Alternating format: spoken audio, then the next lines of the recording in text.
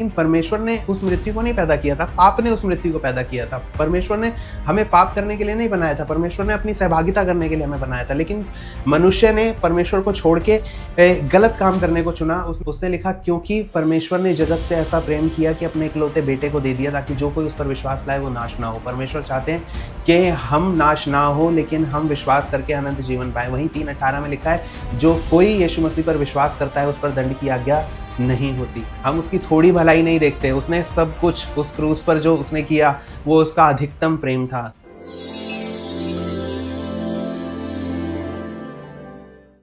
आप सभी को जय मसीह की। मैं आपका स्वागत करता हूं परमेश्वर की भलाई को सीखने के 5वें दिन में। और आज परमेश्वर की जो भलाई के विषय में हम वचन देखेंगे वो भजन संहिता 86 उसके 5 वचन से हम देखते हैं। यहाँ पर लिखा है, क्योंकि हे प्रभु तू भला और क्षमा करने वाला है, और जितने तुझे पुकारते हैं उन सबों के लिए तू अति करुणामय है। वचन हमें कहता है क्योंकि हे प्रभु, है ना। इसमें लिखा है कि परमेश्वर तू भला है, इसलिए तू जो वो काम करता है वो इसलिए नहीं करता क्योंकि वो अच्छे काम करने के लिए अच्छे काम करता है इसलिए वो अच्छा है, नहीं, क्योंकि वो भला है। उसका जो नेचर है ना, दैट इज गुड। उसका नेचर, परमेश्वर ऐसा नहीं है कि उसने भलाई के काम, जैसे हम कई बार अच्छे काम करते हैं, कई बार गलत काम करते हैं, तो हमारे अंदर हम ये नहीं कह सकते कि इसने अच्छा किया तो ये अच्छा है। हो सकता है कोई बुरा व्यक्ति भी अच्छा काम कर दे तो वो अच्छा नहीं बनेगा, लेकिन परमेश्वर अच्छे काम नहीं करता, वो खुद अच्छा है। उसका जो नेचर है दैट इज गुड। उसका नेचर है कि वो भला है और क्षमा करने वाला है, और जितने तुझे पुकारते हैं उन सबों के लिए तू अति करुणामय है। जब हम परमेश्वर का नाम लेते हैं तो हमारे लिए उसकी करुणा तैयार है, रेडी है। वो विलंब से क्रोध करने वाला है, वो इतना धीरजवंत है हमारे विषय में, हमारे लिए अपनी करुणा को देने में, कि जब हम उसे पुकारते हैं तो वो सीधा उतर आता है। लिखा है, संकट के दिन मुझे पुकार तो मैं तेरी सुनूंगा और तुझे निकाल कर तेरी महिमा को बढ़ाऊंगा। परमेश्वर हमें अपनी करुणा को इतनी जगह पर उसने बताया है बाइबल में कि जब हम उसकी करुणा को देखना शुरू करते हैं ना, तो हमारे लिए असंभव हो जाता है कि परमेश्वर तू कितना भला है। तो सवाल ये उठता है कि फिर इस संसार में बुराइयां क्यों है ना।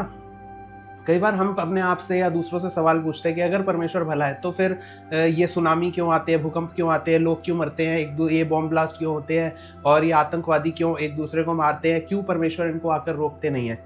तो इसका जवाब है कि जब परमेश्वर ने इस धरती को बनाया ना, तो परमेश्वर ने इस सारी धरती को मनुष्य के हाथ में सौंप दिया। और लिखा है उत्पत्ति की पुस्तक में जब हम पढ़ते हैं तो वहां पर लिखा है कि आदम के पाप करने के द्वारा इस संसार में पाप आया, पाप के द्वारा मृत्यु आ गई। हम इस वचन को पढ़ सकते हैं रोमियो 5:12 में। वहां पर लिखा है, इसलिए जैसा एक मनुष्य के द्वारा पाप जगत में आया और पाप के द्वारा मृत्यु आई। क्या हुआ? एक मनुष्य के द्वारा, किसके? आदम और हवा के द्वारा ये पाप जगत में आया और इसके द्वारा मृत्यु आई। इस रीति से मृत्यु सब मनुष्यों में फैल गई, क्योंकि सबने पाप किया। और जब हम उस पाप के स्वभाव के साथ पैदा हुए तो वो मृत्यु हमारे लिए एक अटूट सत्य हो गया। लेकिन परमेश्वर ने उस मृत्यु को नहीं पैदा किया था, पाप ने उस मृत्यु को पैदा किया था। परमेश्वर ने हमें पाप करने के लिए नहीं बनाया था, परमेश्वर ने अपनी सहभागिता करने के लिए हमें बनाया था। लेकिन मनुष्य ने परमेश्वर को छोड़ के गलत काम करने को चुना। उसने चुना कि परमेश्वर ने हमें जब बनाया ना, तो उसने हमें एक दी इच्छा शक्ति उसको परमेश्वर, क्योंकि अगर ये हमें नहीं देता ना तो हम एक रोबोट की तरह हो जाते। वो बोलता उठ जा तो उठ जाते, बैठ जा तो बैठ जाते, है ना। लेकिन वो चाहता था, उसने हमें अपने स्वरूप और अपनी समानता में बनाया। जैसे वो रचना कर सकने वाला परमेश्वर है, हम रचना कर सकने वाले इंसान हैं। हमने इतना कुछ बनाया। मनुष्यों में आप देखते होंगे कि बहुत सारे ऐसे जानवर हैं जिनकी बुद्धि मनुष्य के बराबर दी जाती है। जैसे ओरेंगुटून करके एक जानवर है जो कि 98% सिमिलर है मनुष्य से, तो भी उसने आज तक कुछ नहीं बना पाया। क्यों? क्योंकि उसके अंदर कैपेसिटी नहीं है क्रिएट करने की। हमको जब परमेश्वर ने बनाया तो उसने कहा कि आओ हम मनुष्य को अपने स्वरूप और अपनी समानता में बनाएं। उसने हमें अपनी समानता में, अपनी लाइकनेस में बनाया। जैसा वो क्रिएटर है वैसे हम क्रिएट कर सकते हैं, और उसने इस पृथ्वी पर अधिकार रखने के लिए हमें दे दी। उसने लिखा है, जब उसने हमें बनाया तो उसने कहा ये पृथ्वी पर अधिकार रखे। आज ये पृथ्वी हमारे अधिकार में है। क्यों बुराइयां इस धरती पर आई? क्योंकि एक मनुष्य के द्वारा पाप इस संसार में आया, और पाप के आने के द्वारा मृत्यु और आई। और जो कोई उस पाप के स्वभाव में पैदा होता है वो सब उस मृत्यु के अधीन आ जाते हैं उसी के साथ में। लेकिन इस बात से ये साबित नहीं होता कि परमेश्वर भला नहीं है, क्योंकि परमेश्वर ने अपने प्रेम की भलाई इस रीति से हम पर प्रकट की कि जब हम पापी थे तो मसीह हमारे लिए मरा। वो भला है, उसने हमारी बुराई में भी अपनी भलाई को दिखाया। वो उसने हमसे लिखा है वचन में यूहन्ना 3:16 में कि उसने जगत से ऐसा प्रेम किया कि अपना इकलौता पुत्र दे दिया कि जो कोई उस पर विश्वास लाए वो नाश ना हो पर अनंत का जीवन पाए।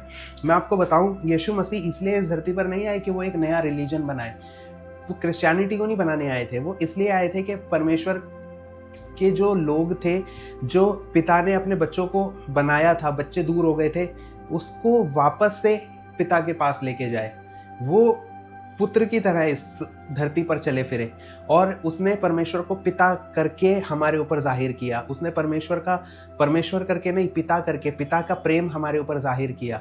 उसने लिखा क्योंकि परमेश्वर ने जगत से ऐसा प्रेम किया कि अपने इकलौते बेटे को दे दिया ताकि जो कोई उस पर विश्वास लाए वो नाश ना हो। परमेश्वर चाहते हैं कि हम नाश ना हो लेकिन हम विश्वास करके अनंत जीवन पाए। वहीं 3:18 में लिखा है, जो कोई यीशु मसीह पर विश्वास करता है उस पर दंड की आज्ञा नहीं होती। तो मेरे भाइयों, आज हम परमेश्वर की भलाई को इस रीति से समझ सकते हैं। जब हम यीशु मसीह के क्रूस को देखते हैं ना, तो हम परमेश्वर की भलाई को अपने जीवन में महसूस कर सकते हैं। उसे हम देख सकते हैं कि वो कितना भला है, और जब हम उस पर विश्वास लेकर आते हैं तो उसकी भलाई हम अपने जीवन में इस एक्सपोनेंशियली आते हुए देख सकते हैं। हम उसकी थोड़ी भलाई नहीं देखते। उसने सब कुछ उस क्रूस पर जो उसने किया वो उसका अधिकतम प्रेम था। तो आज जब हम उसके उस वेरी नेचर को, जो उसका एसेंस है, उसका जो अंदर रोम रोम जो उसका बना हुआ है, that is love, that is faithfulness. तो लिखा है परमेश्वर यदि हम अपने गुनाहों को मान ले तो वो हमें क्षमा करने के लिए विश्वास योग्य और धर्मी है। आज आपने जब ये वचन को सुना है तो आइए हम अपने मनों को फिराएं और फिर से परमेश्वर के पास एक भले परमेश्वर करके उसको पहचाने, उसको ये जाने। हो सकता है हमारे जीवन में आज कुछ भी बुराई क्यों ना हुई हो सकता है कुछ गलत हुआ हो, लेकिन तब भी मैं आपको एनकरेज करना चाहूँगा परमेश्वर की भलाई को स्मरण दिलाकर। मैं चाहूँगा कि आप परमेश्वर की भलाई को अपने जीवन में याद रखें और चाहें और देखें इस बात को कि परमेश्वर सच में बहुत भला है। आज के दिन जब हम इस सीरीज़ को कर रहे हैं तो हम परमेश्वर की भलाई को अपने जीवन में बढ़ती हुई देखेंगे। ये 100 दिन की सीरीज़ होने वाली है, 100 डेज तक हम इसको लगातार करेंगे। हर दिन हम कुछ वचनों से परमेश्वर की भलाई को दिन प्रतिदिन उसके अंदर उसकी गहराई को जानते जाएंगे, परखते जाएंगे। तो इसलिए मैं चाहूँगा कि कुछ ऐसे लोगों के साथ आप इस वीडियो को ज़रूर शेयर करें जो कि आज स्ट्रगल कर रहे हैं अपने कामों में और नहीं जानते कि परमेश्वर भला है। उन्होंने कहीं ना कहीं परमेश्वर के उस प्रेम से दूर हो गए हैं, परमेश्वर के और एक सांसारिक रीति से बड़े स्ट्रगल में है या फिर कुछ ऐसी समस्या में हो सकते हैं। तो मैं चाहूँगा कि इस सीरीज़ में आप मेरे साथ आकर जुड़िए ताकि हम वचनों से परमेश्वर की गहराई की उसकी भलाई की गहराई को हम समझ पाए और हम ये जान पाए कि सच में परमेश्वर भला है। और जब ये सीरीज़ पूरी होगी मैं विश्वास करता हूँ कि हर एक जन जिसने इसको फॉलो किया होगा परमेश्वर की गहराई में उसकी भलाई की नींव उसके अंदर जा चुकी होगी। और फिर आप एक जब भलाई का चश्मा लगाकर इस वचन को देखेंगे तो इसमें केवल इस वचन में आपको केवल उसकी भलाई दिखाई देगी। उसने हर जगह हर पन्ने में परमेश्वर ने अपनी भलाई को भरपूरी से मनुष्य जाति पर प्रकट किया। मैं आज आपको एनकरेज करता हूँ परमेश्वर की भलाई को जानने के लिए। उसको जानिए, उसके उस वेरी नेचर को। वो इसलिए वो भला नहीं है क्योंकि उसने भलाई की, लेकिन वो भला है, उसका नेचर ही भला है, वो खुद ही प्रेम है। इसलिए उसने हमें अनंत के प्रेम से प्रेम किया क्योंकि वो कम नहीं कर सकता इस प्रेम को। आइए हम प्रार्थना करेंगे। परमेश्वर पिता, मैं धन्यवाद करता हूँ कि जिसने भी इस वचन को सुना है आज इस वीडियो के माध्यम से, परमेश्वर मैं प्रार्थना करता हूँ कि उसके जीवन में परमेश्वर उसके हृदय में ये भलाई के वचन प्रकट हो, जाहिर हो प्रभु, प्रकाशित हो जाए आपकी भलाई उसके जीवन में और वो जानने पाए परमेश्वर कि आप सच में भले हैं। चाहे किसी मुसीबत से किसी परेशानी से क्यों ना जूझ रहा हो, जब आपकी भलाई उसके जीवन में आए तो वो सामर्थ पाए और अपनी मुसीबतों में खड़ा हो जाए और टक्कर देने के लिए और फिर जब हम आपकी भलाई में आपके साथ अपनी मुसीबत के सामने उसके अगेंस्ट में खड़े हो जाते हैं परमेश्वर, तो कोई ऐसी चीज़ नहीं है जो हमारे सामने टिक सके। लिखा है जब क्या ही भली बात है कि जब परमेश्वर हमारी ओर है तो हमारा विरोधी कौन हो सकता है।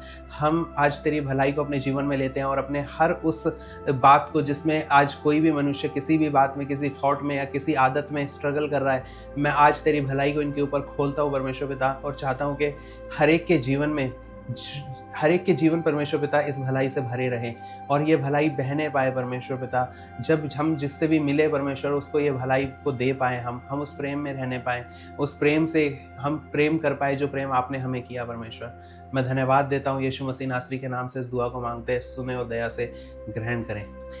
यदि आपने इस चैनल को सब्सक्राइब नहीं किया तो प्लीज़ सब्सक्राइब कर लीजिए, क्योंकि हम 100 दिन तक इस सीरीज़ को करेंगे और आगे और भी परमेश्वर की जो प्रेम की बातें हैं, उसके जो वचन हैं, जो हमें उसकी भलाई के और उसके विषय में हमें सिखाते हैं, इसके बारे में हम और डिटेल में सीखते रहेंगे। तो इसको सब्सक्राइब कर लीजिए और ऐसे अपने दोस्तों के साथ ज़रूर शेयर कीजिएगा, और ताकि हम सब एक साथ एज अ कम्युनिटी प्रभु यीशु मसीह में ग्रो कर पाएँ। आप सभी को जय मसीह की।